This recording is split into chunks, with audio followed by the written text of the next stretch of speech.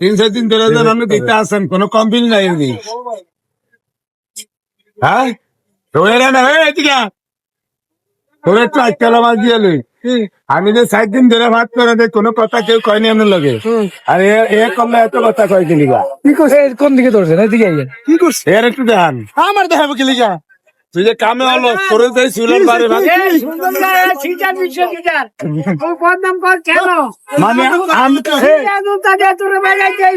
আম গাছ তলে কাম করে বয়ে থাকে গিয়ে বাদাম গাছ তলে।